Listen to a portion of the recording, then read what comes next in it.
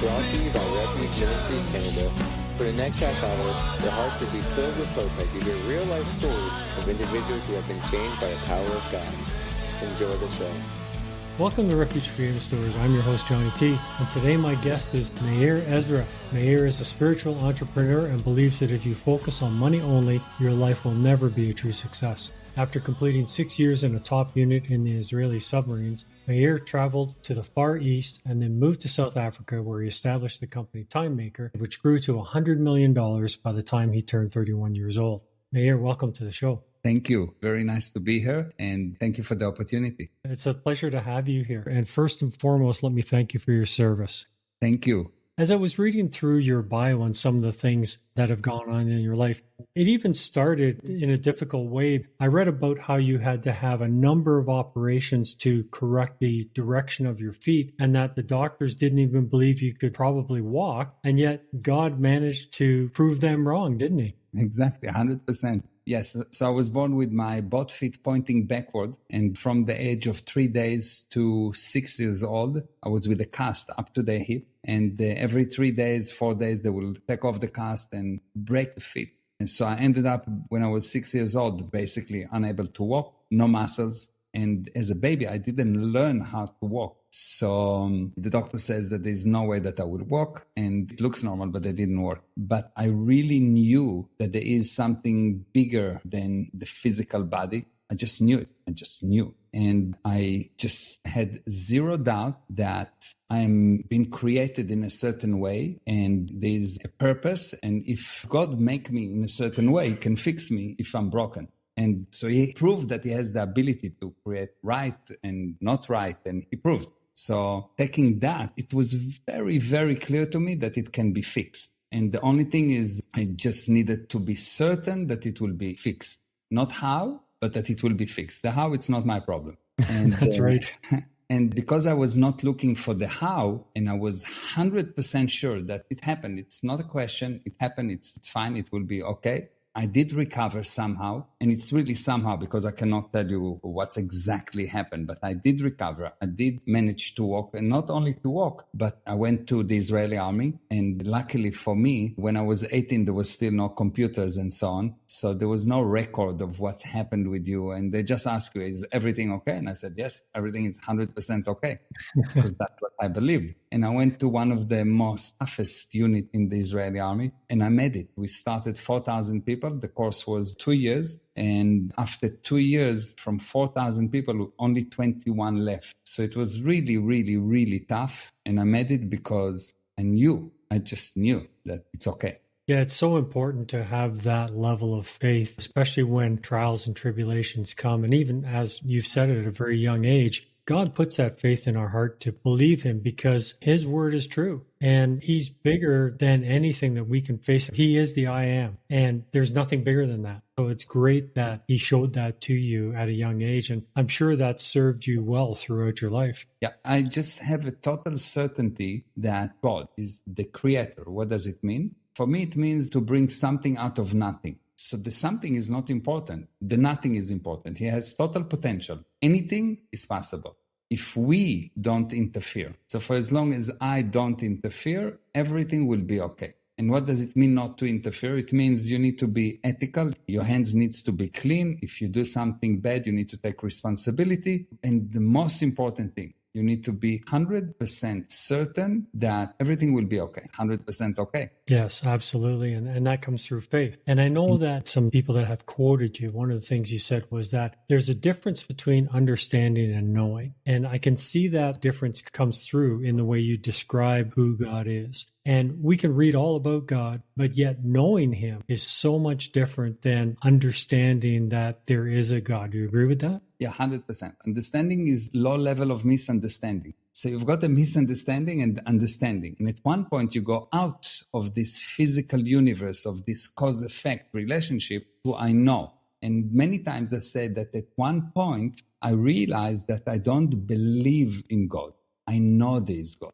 Because belief is temporary. It's like now I believe, tomorrow maybe I not. But if I know, it's total certainty. There's not maybe. There is no degrees of, okay, I believe. No. I know, like I know my name. I don't believe my name is Meir.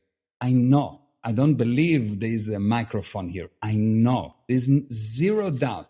And when there is zero doubt, now you can accept. Now you can receive. Now you are not interfering with what's going on. If I play guitar and I believe that I can play the guitar, my mind interfere. But if I know that I can play guitar, you can wake me up in the middle of the night and tell me to play. I'll play the guitar. It's not a problem. I know I can talk. I don't believe that I can talk. 100% true, for sure. Have you ever had a situation that has challenged your knowing God? No, because the certainty is there. So I know that if anything doesn't work, it's always, I know it's me. It's never him. Because to say that there's a challenge, it means that it's blasphemy. It's like, how can you even think that something will be wrong with something that is more perfect than perfect? The creator is incapable of doing something wrong because creation is something out of nothing. So whatever comes is a beginning. It's total truth. It's total pure. So it's before there is time, before there is some kind of distraction.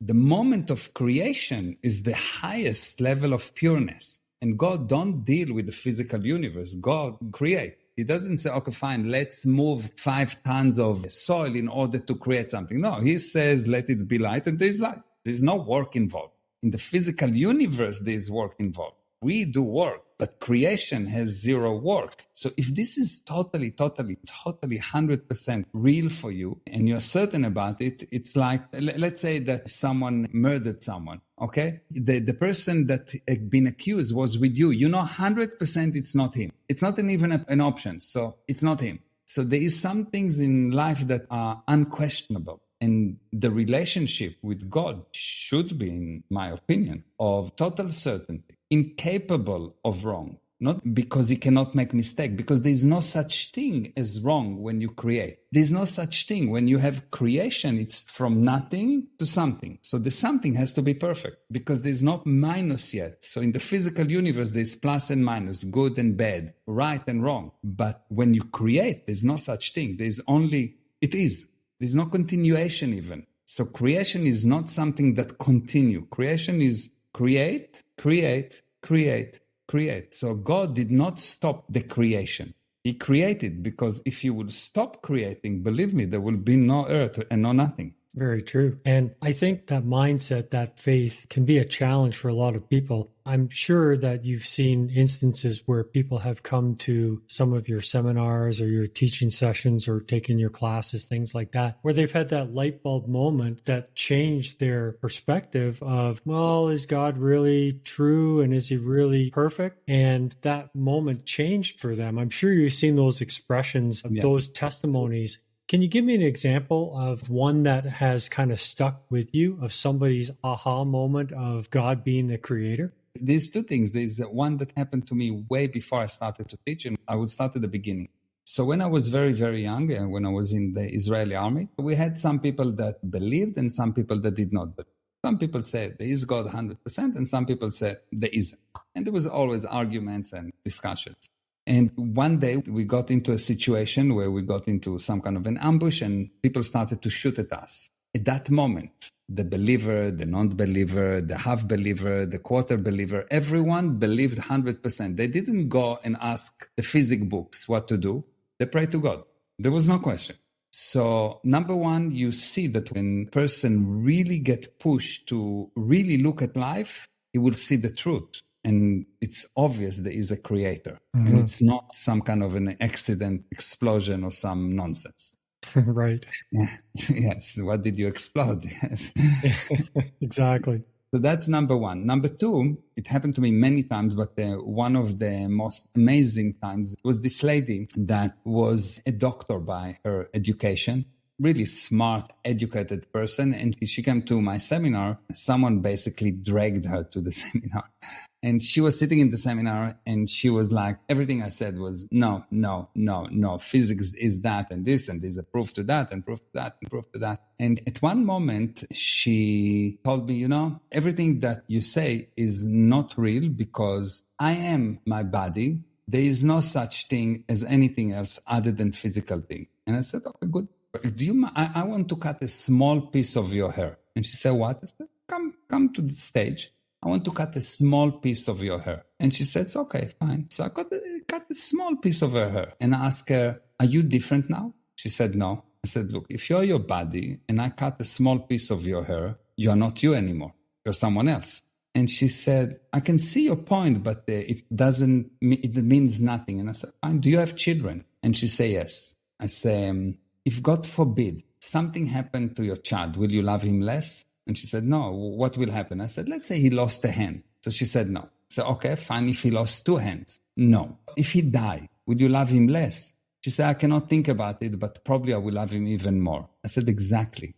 Because what you love is not the physical thing. You don't love the physical thing. And at that moment, you could see her face changing, and she realized that there is a source of life that is not physical.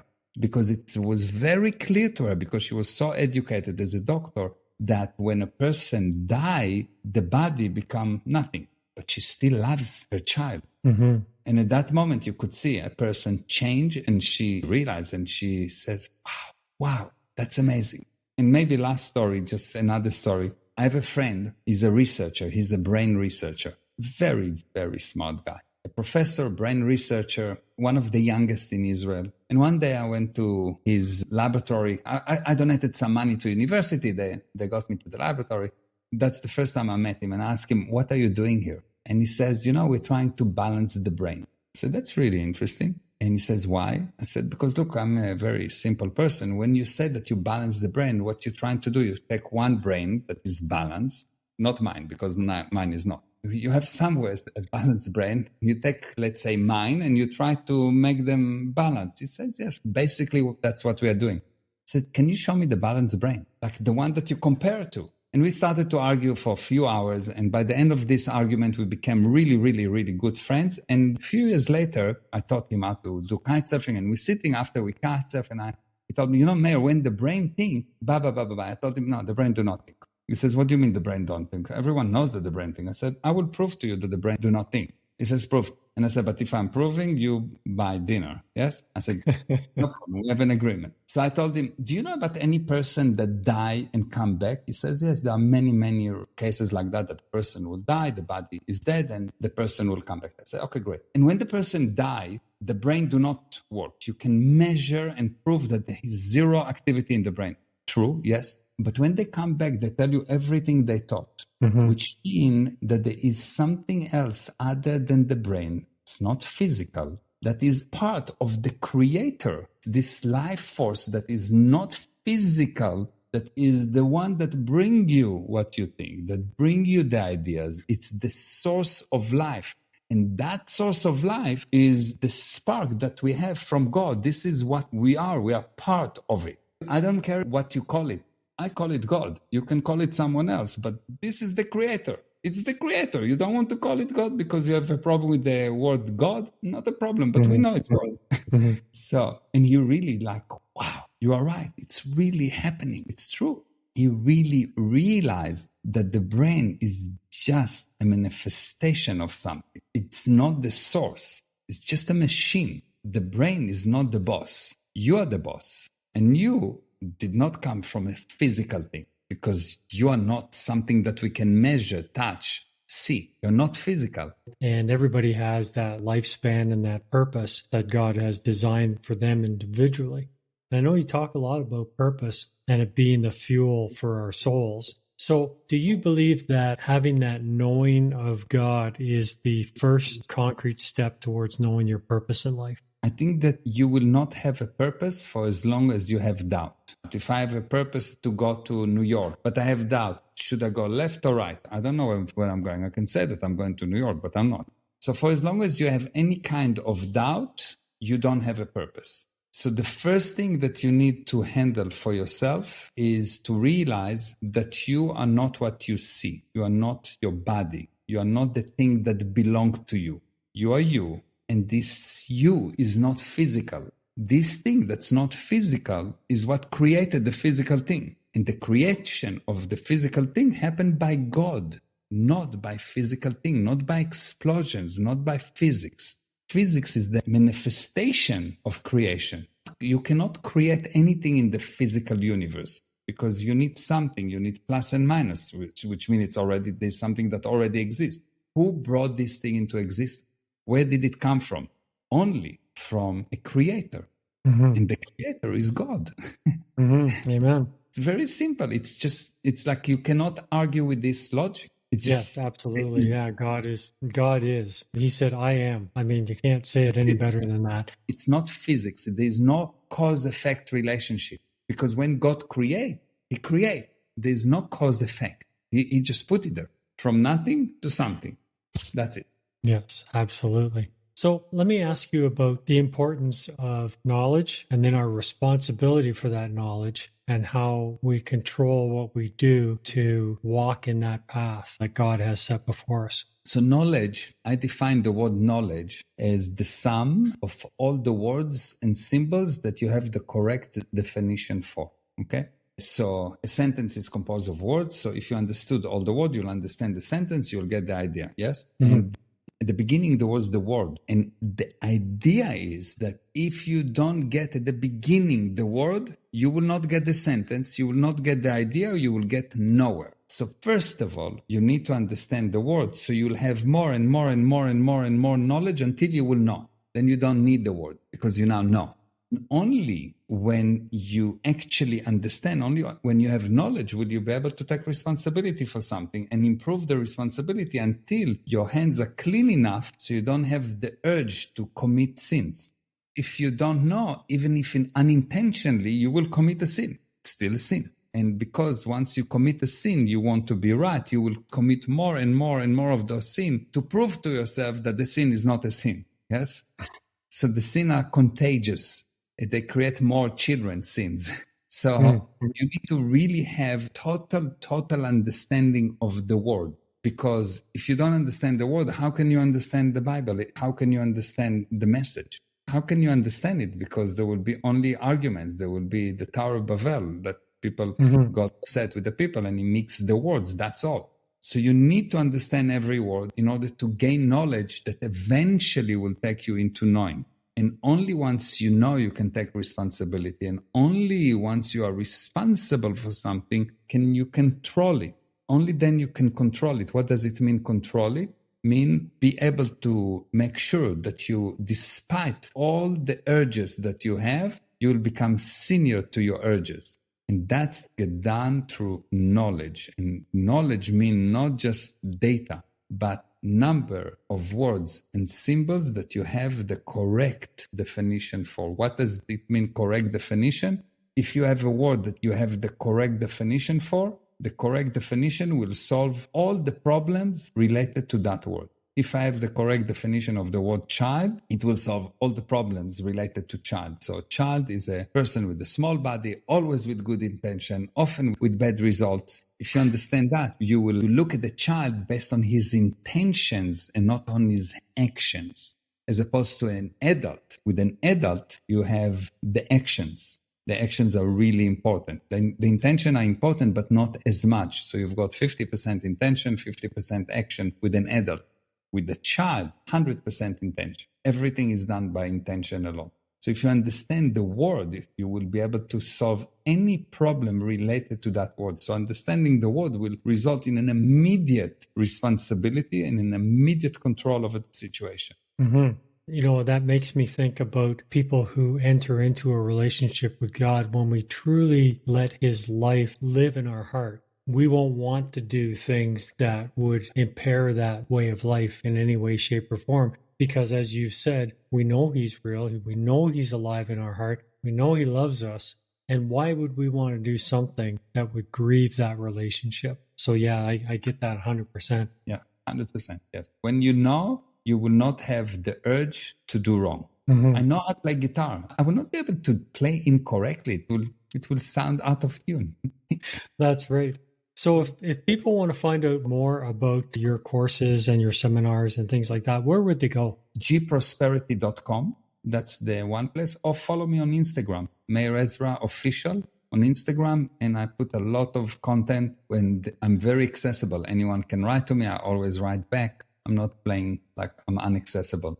I'm very, very busy, but I'm always answering all the communication. Oh, that's awesome. Okay, one final question for you. What's the one thing you would tell people about God?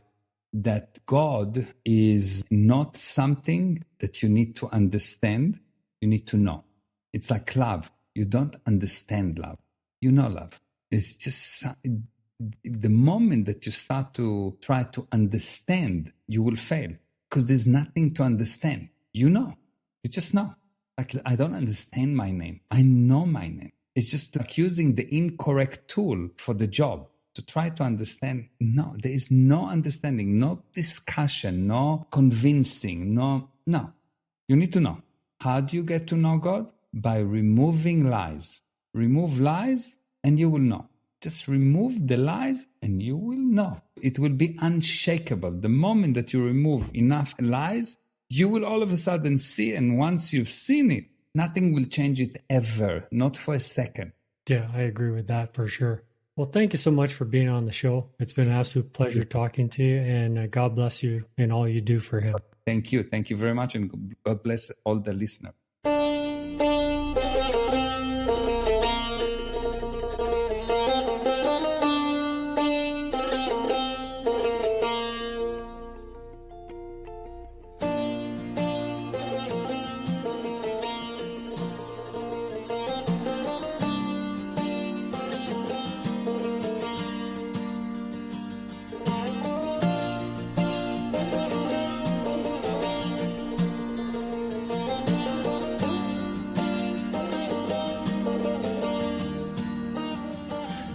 גדול אלוהי, שירו כי גדול אלוהי, כל אחד יראה כי גדול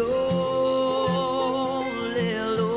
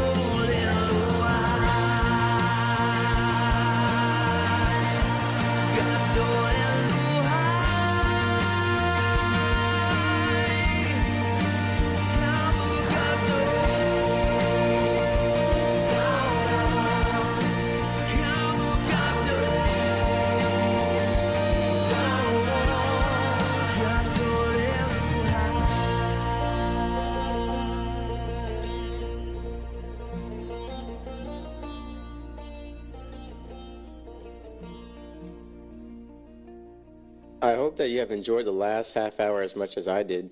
Thank you again to Refuge Ministries Canada for hosting the show. So until next time, may God richly bless you with peace, love, and happiness. We at Refuge Ministries are so blessed by the success of Refuge Freedom Stories and podcasts. In addition, we focus on youth prison ministry, release kits, and many other diverse outreaches to the needs of our community. As a nonprofit, there are many costs involved, however, and we are asking for your support. Financial gifts can be made via our website at www.refugeministriescanada.com or by calling 519-701-0108. Your giving makes this work possible, and we thank you in advance for your support. That's 519-701-0108. God bless you.